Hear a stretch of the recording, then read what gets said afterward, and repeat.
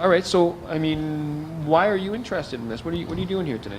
We're here today because we wanted to get more people aware, so talk to people about information that TransCanada is not sharing with people tonight. So TransCanada is just a transportation company, so it's not their prerogative to look at the whole picture. So they don't know about, well, they know, but they're not here to tell us about the impact that their pipeline will have, which basically will mean this pipeline goes through, it means that tar sand oil can head east and can head to market, which means it can expand, which means that those companies will get wealthier, but they'll have more money to further corrode our democracy and pressure politicians. So I mean, there's a lot riding on this pipeline.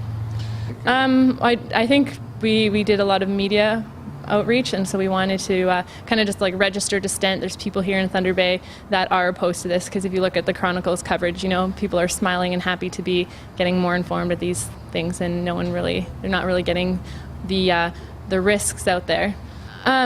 So some of the things, this pipeline, which is, you know, twice as old as I am, is originally built for natural gas, and now they want to convert it to tar sand oil, so that's diluted bitumen. So it's kind of the consistency, tar sand, it's sand and oil, and it's kind of the consistency of peanut butter or molasses, and to make that flow you have to add this condensate, which, you know, it's still only, I think they'll get it up to 7 kilometers an hour, where natural gas is going about 30 kilometers an hour. But by having these corrosive chemicals in the pipe to make it flow, it eats away at the pipe. You know, it's puts more wear on the pipe, and I think that increases the likelihood of a spill. And it's not if, but it is where and when. And this pipe that goes all across our provinces, crosses every single major river, all those watersheds, and if a spill happens, I mean, when the spill happens, whatever, if it's at a watershed, you know, it's devastating. Of course it is, yeah.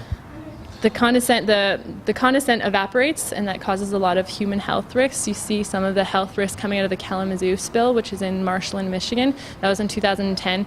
Like, people had increased seizures, they had headaches, respiratory ailments. So you know that it's not good for people, but also the bitumen, when it is in water, it sinks to the ground, making cleanup nearly impossible. Yeah. So the tar sands, which is Canada's largest industrial project, is Canada's largest climate change causer, emitter, and this project is just going to, if this pipe gets through, that can just grow.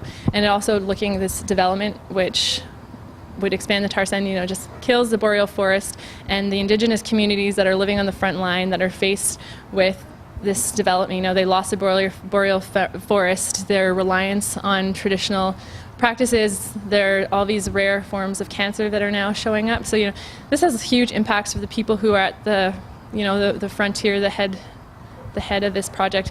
And something that is also concerning is this project is you know, they're saying it's a nation building opportunity. So, you know, we're going to create jobs that they've overinflated, but you know,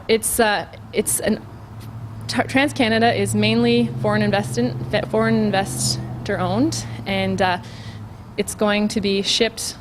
If you look at where the ports are, there's one in New Brunswick, which is Irving. There's a port there's refining in Quebec City and Montreal. So it's going to be put on a tanker, and it's going to be sent to where market demands are, and that's going to be China. So we have a foreign company coming in, taking our resources, exposing us to all the risk, so then it can then export it to foreign consumers.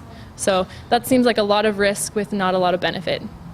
I think, like natural gas, I'm less concerned for the risks of that going through the pipe, because it doesn't have the same increased risk as diluted bitumen has. Mm-hmm. But you know, if the companies can be continuing to make money off of the tar sands and develop that, we're going to continue to be in that way. Yeah. But because we've chosen this as an industry to win, but you know, if we can subsidize other industries and get away from this dirty energy, that's not going to happen if there's still money to be made at the tar sands. That's the thing, right? Some of the interesting information that I actually got from the Aboriginal liaison, or he's a consultant to liaise with them. So learning about that procedure was interesting, and how they're looking to sign memorandums of understanding, which they'll also fund, you know, travel, and they'll fund to hire lawyers, and they'll fund to do TK, traditional knowledge studies. So they're doing this, but then there's also impact benefit agreements that will come after. So I don't know if these First Nations have a lot of concerns from the first time the pipe was going to be through that needs to be resolved, but it's interesting to learn that like that outreach. But they have a lot of their sustainability practices that are up on the wall, and they're boistering all their green marketing and branding they're doing, and they support these green homes in Massachusetts and wind projects, and that's just good green PR.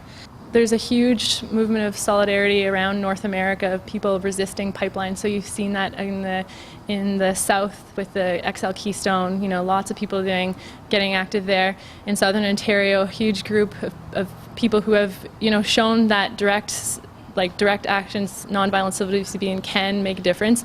And we've seen out west people coming together on that side in British Columbia, led a lot greatly by the Indigenous communities there that have put this project on hold. So if it can happen out west, I'm hoping to see it here in Northern Ontario. So out here tonight to just get more people aware and more people have the issues, all the issues, not just the TransCanada propaganda. Hopefully that can create better awareness and engagement.